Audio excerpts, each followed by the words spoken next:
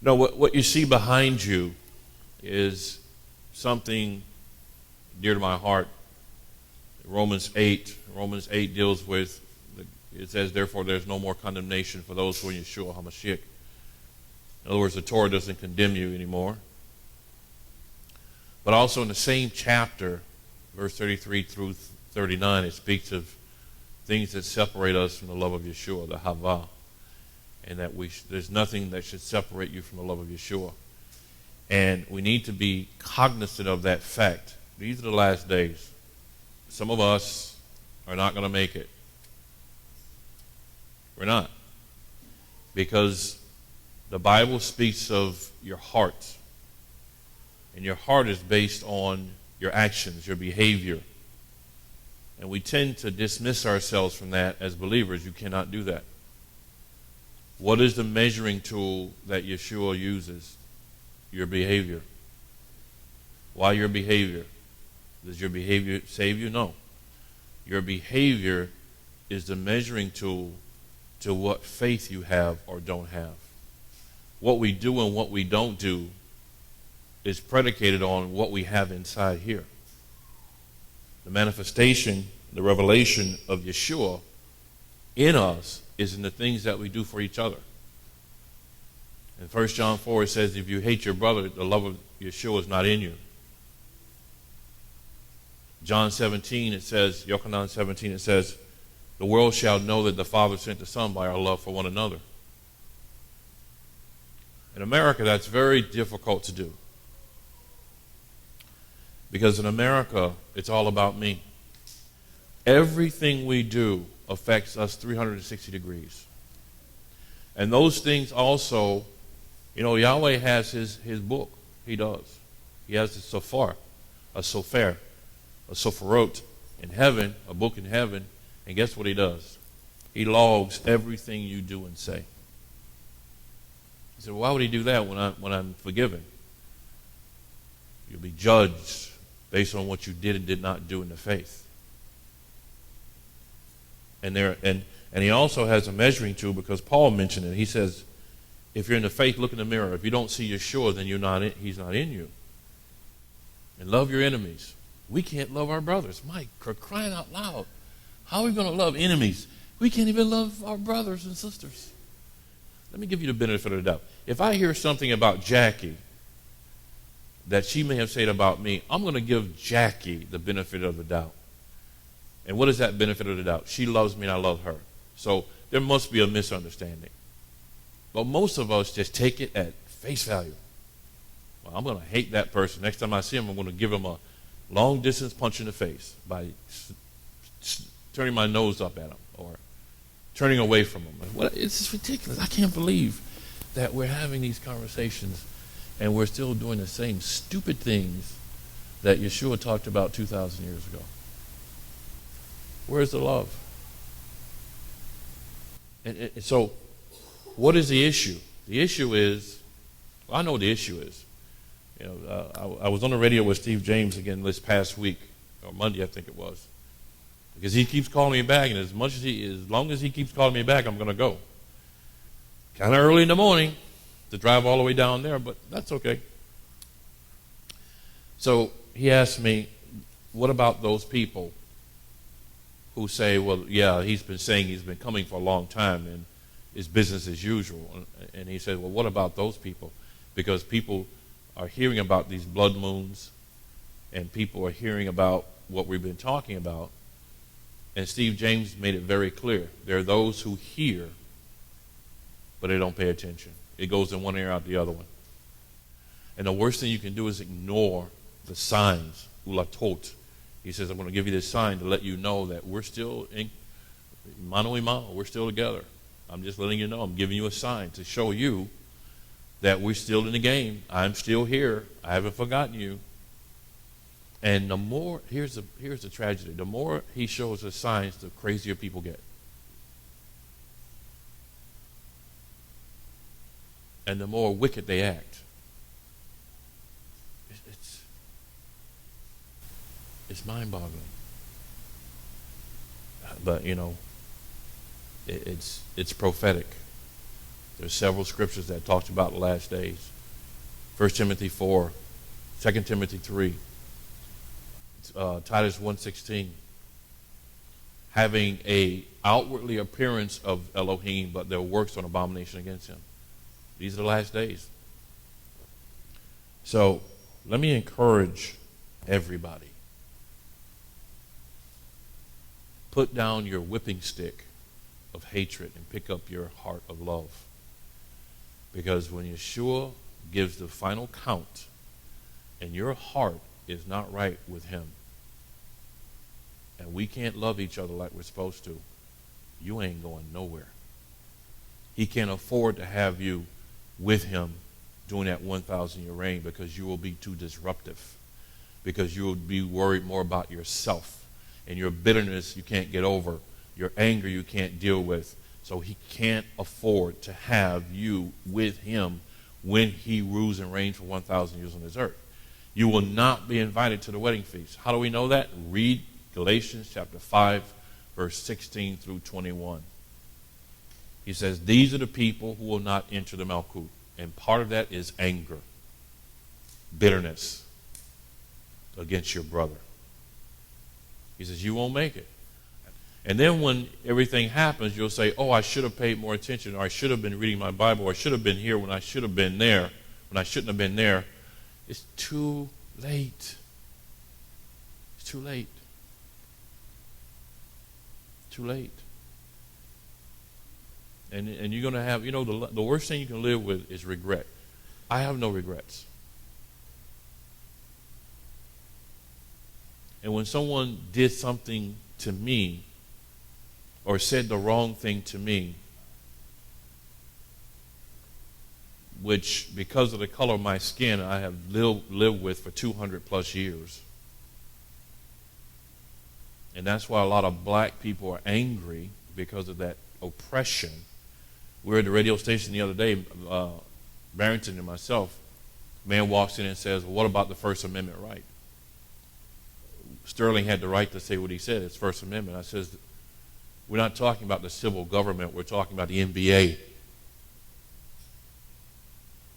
And I says, as a believer, when does the First Amendment right take precedence over what Yeshua says, love your brother as yourself?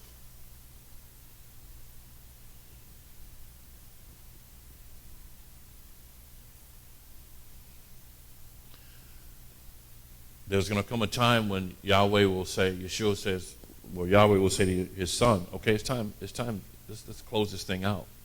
The Bible says the son and the angels don't know, but Yahweh himself, the Father, knows. So he says he's going to close everything out, and then he's going to come for his Kala, his bride. Now, what bride do you think he's coming for? The one without spot and blemish that has his DNA. If you have his DNA, you act like he does. You respond the way he responds. Attacks is like water off a duck's back. It just rolls off. But if we take these things as personal, then you have to evaluate whether you're in the faith or not. Love is a very powerful thing. So what takes precedence over love? Nothing. Nothing. Nothing. Unless we act like it does. So in these last days, I'm telling you, we've been talking about this for quite some time now. I know you're getting sick of hearing about the last days, but get sick, because we're in them. And this is one thing Steve James asked me about. He says, well, that whole idea of lukewarm in the church, at the Church of Laodicea. I says, well, let me explain to you. I said, do you know what that means? He says, no, but I'm sure you're going to explain it to me. So, because the Christian idea of lukewarm is to be neutral. And you're supposed to be hot, not cold. But in those verses in the book of Revelation, Yeshua brings up a great point. He says, I wish you were either hot or cold. He says it right there in the verse. I wish you were either hot or cold, not lukewarm. And you know the story about Hierapolis? There's a river that comes from Hierapolis, hot springs, invigorating, soothing. And you have a river that comes from Colossae. These are sister cities near Laodicea. And it's very cold and frigid. So when you jump in there, it sort of wakes you up, stimulates you.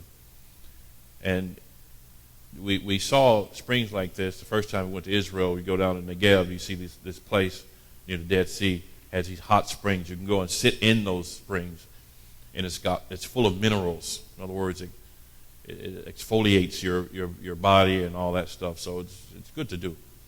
But when that water came down to Laodicea, it met at a certain point, and it became lukewarm. One was hot, one was cold, then it became lukewarm. The mothers of those children in that city would take some of that lukewarm water, put it in little clay jars, and when their kids got sick, they would let them drink it, and whatever was in their stomach, they would vomit out. Yeshua says, I wish you were hot, invigorating, cold, stimulating, but not lukewarm. Because you're lukewarm, which means what? You're neither hot, invigorating to anybody, or cold, stimulating to anyone. You're lukewarm. And I'm going to spit you out of my mouth. That's not the worst part of that verse. The worst part of those verses is when he says, I stand at the door and knock. Now, if you're a Bible student, you know that's not a good thing. Because in that verse, it's a negative. You go back to the book of Isaiah, where it talks about him standing at the door, Yahweh standing at the door and knock. It's a negative. He shouldn't be standing at your door knocking. And what is he saying? I stand at the door and knock. Anyone here, in other words, are you listening? Are you listening? Anyone who hears and comes, I will sup with him. I will be with him. We'll be together. What is the knocking for? The knocking is not for you to let him in. The knocking is for you to come out. And what is he saying? These last days, because the church of Laodicea, in the chronology of the church 7 assemblies, that's the last one. And we identify America as the church of Laodicea. He says, I'm knocking at the door.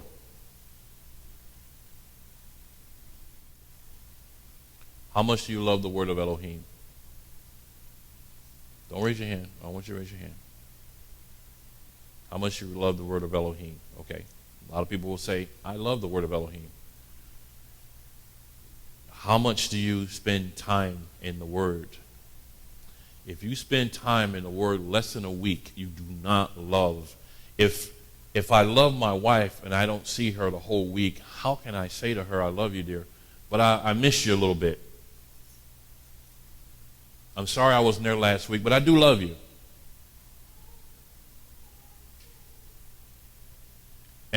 And the only time you pick it up is when you feel I better get into the Bible to put in my time. You follow me? I need to put in my Bible time, so I'll read a little bit. Just to say that I read it, in case Patrick asked that question on Shabbat. At least I can say I read it a little bit. Let me say this. If you spend more time watching television than you do in the word of Elohim, you do not love the word. If things take priority, I'm not talking about things you have to do. I'm talking about pleasure, because the Bible speaks of the pleasures of this world that takes precedence over the things that he asks you to do. And when we talk about the word and we talk about fellowship, Bible study and all that, it's got nothing to do with obligation. It's got everything to do with how much passion you have for it. Do you have a passion for the things of Yahweh? Do you have a passion for the word? If you don't love him. Because guess what? Him and his word are the same. In the beginning was the word. The word was with Elohim. The word was Elohim. They're one and the same. You can't separate them.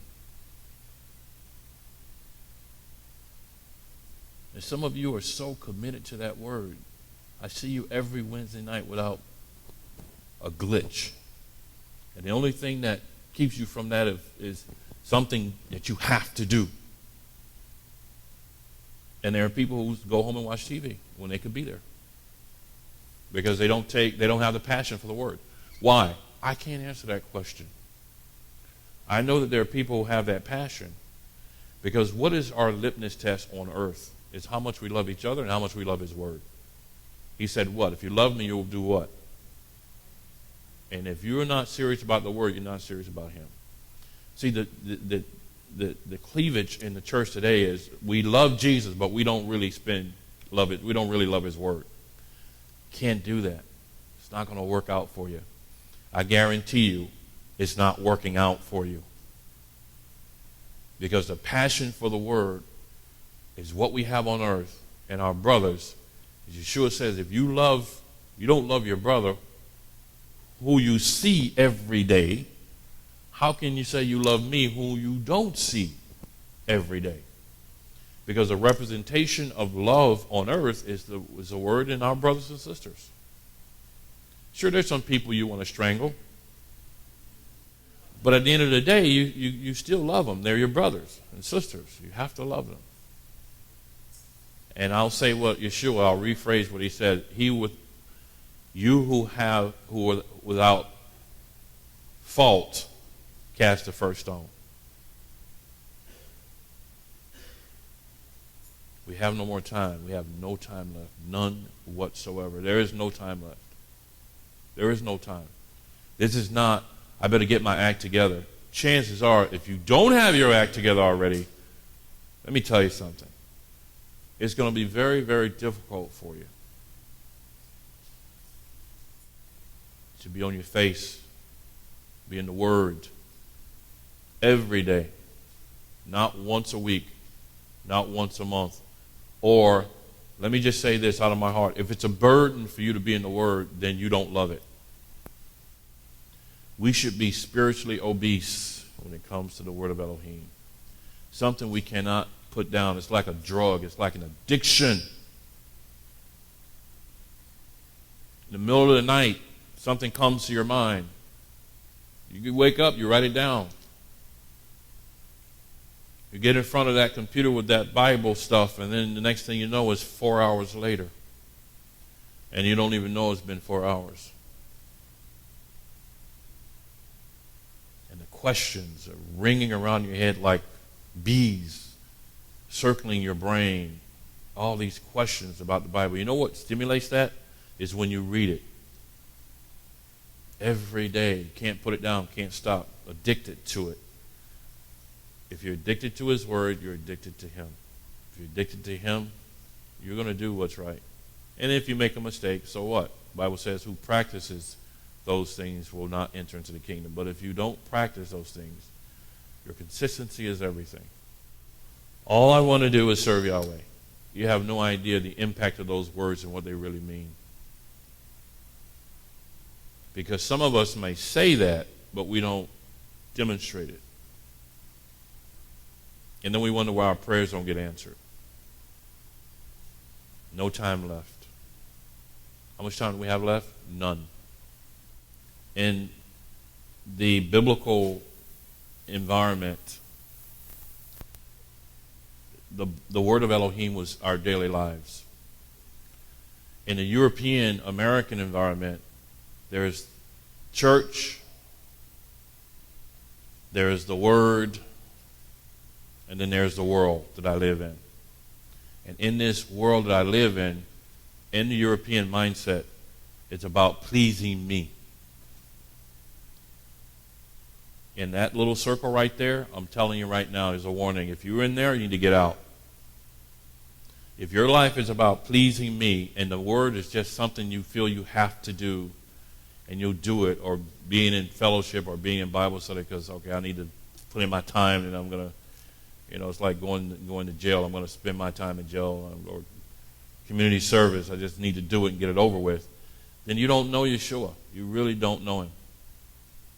Because if my heart is looking at the word and looking at Yeshua as just something I have to do, or something that is just necessary for me to put my time into. Where did you get that from? You didn't learn that from here. And one of the things that Yahweh pointed out is, for those who are learning, this is in Timothy, 2 Timothy 3:7. He says, you're ever learning, but never coming to the knowledge of the truth.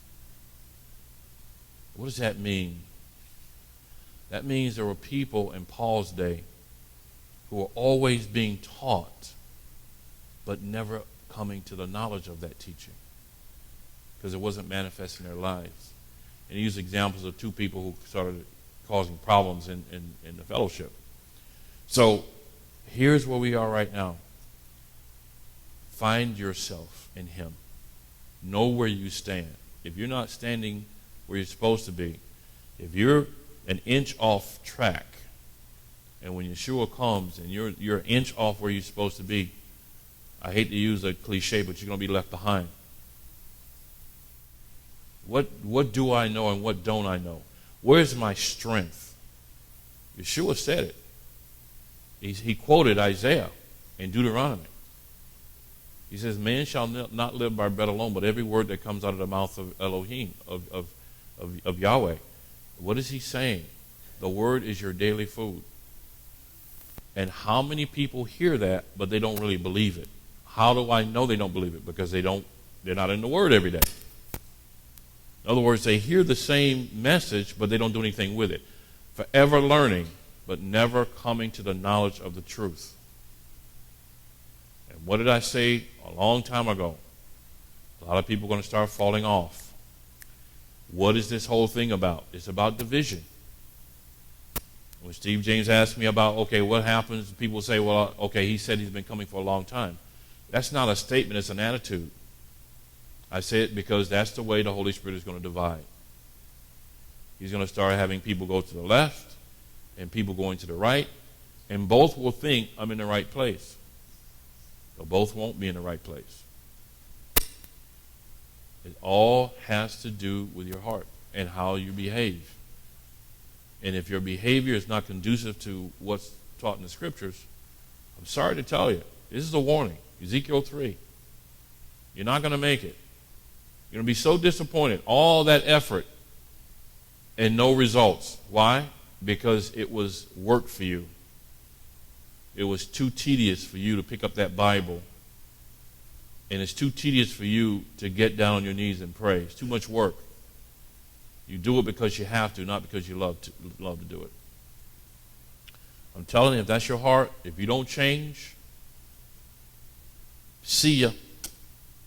And you need to tell people this message, because this is the message that's going out over the whole world. And it's coming primarily from the Messianic churches.